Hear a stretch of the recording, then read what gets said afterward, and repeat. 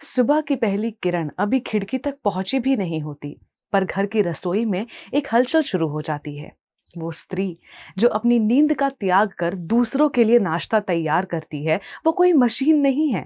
वो इस दुनिया की सबसे बड़ी फाउंडेशन है। हम अक्सर नारी शक्ति को नारों में ढूंढते हैं, पर वो तो छोटी छोटी कुर्बानियों में बसी है। जैसे ऑफिस की मीटिंग में अपना गला सूखने पर भी मुस्कुराकर प्रेजेंटेशन कंटिन्यू करना, या घर लौटकर अपनी थकान को अलमारी में बंद कर बच्चों के साथ उनका होमवर्क करवाना। ये संघर्ष उस अटूट सेवा भाव का है जो एक स्त्री को टूटने नहीं देती। स्त्री होना एक निरंतर जलता हुआ दिया है जो खुद को तिल तिल जलाकर पूरे घर की दुनिया रोशन रखती है।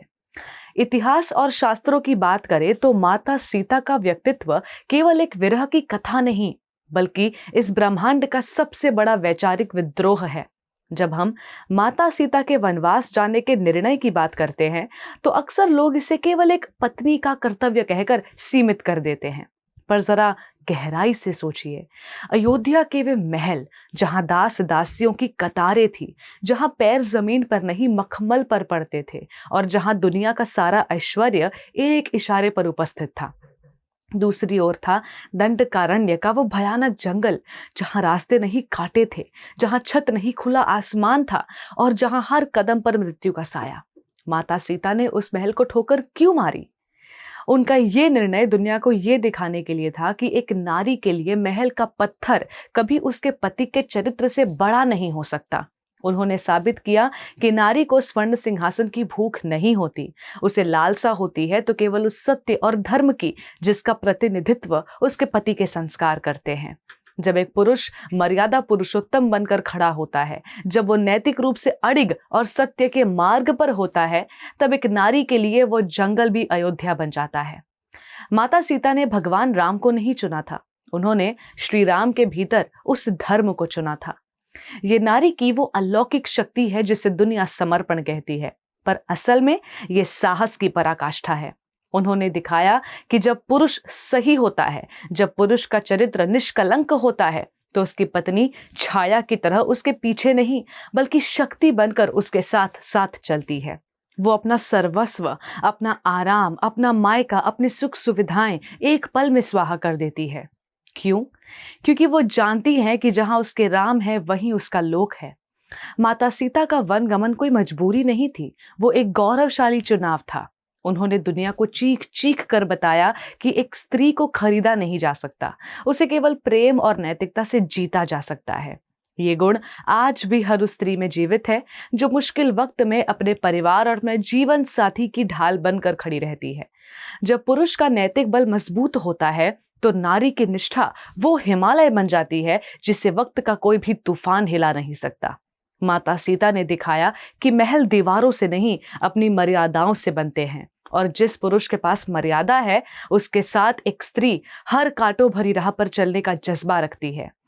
लंका की अशोक वाटिका में बिना किसी अस्त्र शस्त्र के, सिर्फ एक घास के तिनके को ढाल बनाकर माता सीता ने रावण जैसे महाबली को उसकी सीमाओं का एहसास कराया। उनकी शक्ति उनके मौन में थी, जिससे रावण का अहंकार कभी भेद नहीं पाया। और जब अयोध्या वापसी पर समाज की संकीर्ण सोच ने उनकी पवित्रता पर सवाल उठाया, तब माता सीता ने वो किया जो आज भी रोंगटे खड़े कर देता है। उन्होंने अग्नि परीक्षा दी, पर जब दोबारा प्रमाण मांगा गया तो उन्होंने स्वर्ण सिंहासन को ठोकर मार दी। उनका धरती की कोख में समा जाना हार नहीं थी, बल्कि उस पुरुष प्रधान सत्ता को दिया गया सबसे कड़ा जवाब था कि स्त्री का आत्मसम्मान किसी राज्य या सिंहासन से कहीं ज्यादा अधिक और ऊंचा है। यही वो अग्नि थी जो द्वापर में द्रौपदी के भीतर धधक रही थी। जब हम द्वापर के उस कालाध्याय की बात करते हैं, तो अक्सर लोग इसे एक निसहाय नारी की पुकार मानते हैं, पर सत्य इसके ठीक विपरीत है। जिस क्षण दुशासन ने द्रौपदी के केश पकड़े, उस क्षण उसने केवल एक शरीर को नहीं छुआ था, उसने एक स्त्री के गौरव को चुनौती दी थी। कुरु सभा में बैठे वे भीष्म, द्रोण और विदुर, जो धर्म की व्याख्या करने में अपना जीवन बिता चुके थे, उनकी आंखें उस दिन अपराधी की तरह झुकी हुई थी। उस भयावह सन्नाटे को अगर किसी ने चीरा, तो वो द्रौपदी की आवाज थी। वो आवाज केवल लाज बचाने की विनती नहीं थी, बल्कि उस युग के मर्दों के झूठे अहंकार पर एक तमाचा थी। द्रौपदी ने उस पूरी सभा के पौरुष पर सवाल खड़े करने के लिए आवाज उठाई थी, और वही आवाज आज भी हर उस दफ्तर, हर उस गली और हर उस घर में भी गूंजती है जहां स्त्री को भोग की वस्तु समझकर उसका अपमान और उसका शोषण किया जाता है। द्रौपदी के लंबे, घने और बिखरे हुए बाल, जिन्हें उन्होंने तब तक नहीं बांधा जब तक दुशासन के लहू से उनका अभिषेक नहीं हुआ। वे कोई श्रृंगार की वस्तु नहीं थे। वे बाल इस बात का प्रतीक थे कि जब तक अपराधी को दंड न मिल जाए तब तक नारी शांत नहीं बैठ सकती। वो अभिषेक रक्त का इसलिए था क्योंकि द्रौपदी ने यह तय कर लिया था कि जिस पुरुषार्थ ने उनकी गरिमा की रक्षा नहीं की, उस पुरुषार्थ का अंत होना ही धर्म है। द्रौपदी ने उस दौर के सबसे बड़े साम्राज्य को यह चेतावनी दी थी कि नारी की आंखों से निकला एक आंसू भी पूरे वंश को भस्म करने वाली ज्वाला बन सकता है। आज के संदर्भ में द्रौपदी हर उस स्त्री के भीतर जीवित है जो गलत के खिलाफ खड़ी होती है, जो चुप नहीं रहती, जो जानती है कि चूड़ियां पहनना उसकी कमजोरी नहीं है। अगर वो चाहे तो अपनी हिम्मत जुटा के इतिहास बदल सकती है। अब कल्पना कीजिए उस मंजर की जब एक स्त्री अपने घर की दहलीज पार करती है और सामने खड़ा समाज उसे गालियों और पत्थरों से नवाजता है। सावित्री बाई फुले, ये केवल वो नाम नहीं है जिसे किताबों में पढ़ा जाए, ये उस जिद का नाम है जिसने भारत की सोई हुई चेतना को झकझोर कर रख दिया। उन्होंने तब लड़कियों के लिए कलम पकड़ने का साहस किया जब स्त्रियों के लिए एक अक्षर तक पढ़ना भी महापाप के समान माना जाता था। जब वे स्कूल की ओर कदम बढ़ाती थी तो उन पर कीचड़ उछाला जाता था ताकि वे वापस घर लौट जाएं। लेकिन सावित्रीबाई रुकी नहीं। वे अपने थैले में एक एक्स्ट्रा साड़ी लेकर चलती थी ताकि स्कूल पहुंचकर गंदी साड़ी बदल सके और बच्चों को, खासकर लड़कियों को पढ़ा सके। ये बताने के लिए कि समाज का फेंका हुआ कीचड़ उनके कपड़ों को तो गंदा कर सकता है, पर उनकी सोच और उनकी नीयत को नहीं। उन्होंने उस अपमान को ही अपना गहना बनाया, उस कीचड़ को अपने माथे का तिलक बनाया और उसी कीचड़ से ज्ञान का ऐसा कमल खिलाया जिसकी खुशबू आज हम सभी के जीवन में फैली है। एक शिक्षित मां ने पूरे समाज की तकदीर बदल दी। आज अगर भारत की बेटियां डॉक्टर्स हैं, इंजीनियर्स हैं, वैज्ञानिक हैं या मेरी तरह कंटेंट क्रिएटर हैं, तो वो सावित्रीबाई फुले के उसी साहस और तपस्या का प्रतिफल है। हमारे शास्त्र, हमारे इतिहास दोनों गवाह है कि एक स्त्री का योगदान केवल खुद को शिक्षित करने तक सीमित नहीं रहता। जब वो एक कदम आगे बढ़ाती है तो पूरी पीढ़ी का भाग्य बदल देती है। शिक्षा ने हमें बोलना सिखाया, संस्कारों ने हमें लड़ना सिखाया, और जब संस्कारों से राष्ट्र निर्माण की बात आती है तो एक ही नाम गूंजता है, राजमाता जिजाऊ। वे केवल एक मां नहीं थी, वे उस संकल्प का नाम थी जिसने सदियों की गुलामी की जंजीरों को पिघलाकर स्वराज्य का फौलाद तैयार किया। जब उनके पति शाहजी राजे दूसरे युद्ध में व्यस्त थे, तब शिवनेरी के दुर्ग पर जिजाऊ अकेले एक राष्ट्र का सपना बुन रही थी। उन्होंने अपने बेटे शिवाजी को केवल लोरियां नहीं सुनाई, बल्कि उन्हें राजनीति यानी पॉलिटिक्स, कूटनीति यानी डिप्लोमेसी और युद्ध कौशल यानी वॉरफेयर में एकदम पारंगत किया। उन्होंने नन्हे शिवाजी को पालने में झुलाते समय केवल नींद की लोरियां नहीं दी, बल्कि उनके कानों में रामायण और महाभारत के विजय घोष फूके। उन्होंने शिवाजी महाराज के भीतर उस शेर को जगाया जो अन्याय के सामने कभी झुका नहीं। जिजाऊ ने दुनिया को दिखाया कि एक स्त्री अगर ठान ले तो वो अपने गर्भ से केवल एक संतान नहीं, बल्कि एक पूरा युग पैदा कर सकती है। शिवाजी की हर तलवार की धार में जिजाऊ के संस्कार और उनकी बुद्धिमत्ता शामिल थी।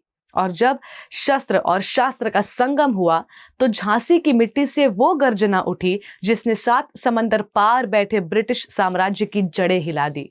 रानी लक्ष्मीबाई, जो केवल एक रानी नहीं बल्कि इस देश की सोई हुई आत्मा का वो अंगारा थी जिसने आजादी की पहली ज्वाला जलाई। उन्होंने अपनी सेना में महिलाओं की एक टुकड़ी तैयार की थी जिसे दुर्गा दल कहा जाता था, जहां उन्होंने साधारण महिलाओं को घुड़सवारी और युद्ध कला में निपुण बनाया। ये उनके विजन का प्रमाण था कि वे लड़ाई को केवल पुरुषों तक सीमित नहीं रखना चाहती थी। और फिर आया 1888। झांसी के किले को चारों ओर से अंग्रेजों ने घेर लिया था। कई दिनों तक भारी गोलाबारी के बावजूद रानी ने आत्मसमर्पण नहीं किया। जब किले की दीवारें टूटने लगी तब उन्होंने अपने पुत्र को पीठ पर बांधा और किले की ऊंची दीवार से घोड़े समेत छलांग लगा दी। ये कोई काल्पनिक कहानी नहीं है, बल्कि कालपी और ग्वालियर के युद्धों में दर्ज वो हकीकत है जिसे देखकर अंग्रेज अधिकारी खुद दंग रह गए थे। ग्वालियर के पास कोटा की सराय में लड़ते हुए जब वे चारों ओर से घिर गई थी, तब भी उन्होंने आत्मसमर्पण के बजाय लड़ना ही चुना। उनके शरीर पर बहुत गहरे जख्म थे, उनकी एक आंख पर तलवार का घाव था, फिर भी वे लड़ती रहीं।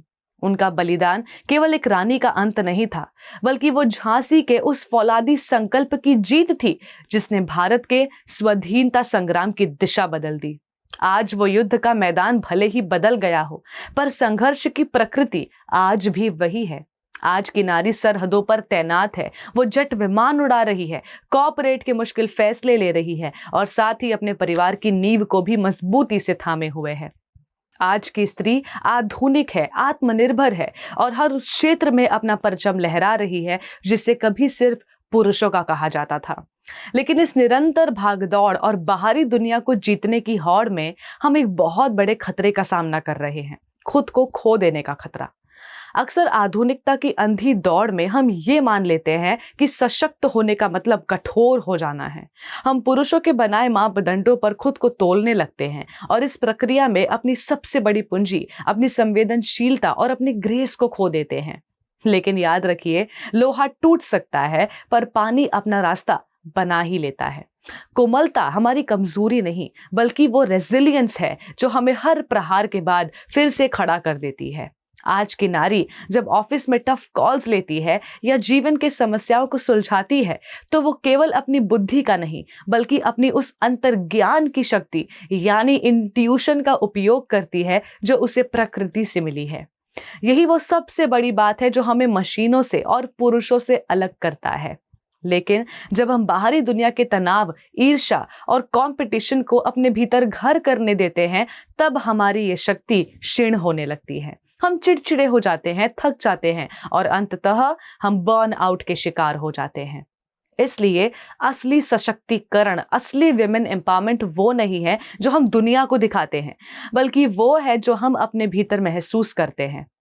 आइए हम सावित्रीबाई फुले की तरह शिक्षित बने, जिजाऊ की तरह दृढ़ बने और लक्ष्मीबाई की तरह वीर बने, लेकिन अपने हृदय में उस भगवान कृष्ण के प्रति चेतना की लौ को हमेशा जलाए रखें। जब हम खुद को भगवान का एक माध्यम मान लेते हैं तो हर मुश्किल आसान हो जाती है और हर संघर्ष एक लीला बन जाती है। अपनी जड़ों से जुड़िए, अपनी गरिमा को पहचानिए और याद रखिए कि आप केवल इस संसार का हिस्सा नहीं हैं, आप उस परमात्मा का सबसे सुंदर विचार और सबसे सुंदर रचना है। जिस दिन हम अपनी आधुनिक उड़ान और अपनी आध्यात्मिक शांति के बीच संतुलन बना लेंगे, उसी दिन हमारा जीवन एक उत्सव बन जाएगा। याद रखिए, स्त्री होना एक संघर्ष नहीं बल्कि एक सुंदर साधना है। धन्यवाद। हरे Krishna. Before a single drop, there is a heartbeat. At Haribol, that heartbeat is never traded for milk. Every cow and bull lives protected lifelong. This is ahimsa. This is kindness. This is devotion. Switch to Haribol Ahimsa A2 milk. के लिए देखिए हरे Krishna television और इसे प्राप्त करने के लिए आप अपने केबल अथवा DTH ऑपरेटर से संपर्क करें तथा और अधिक जानकारी के लिए आज ही डायल करें 7666 839 839।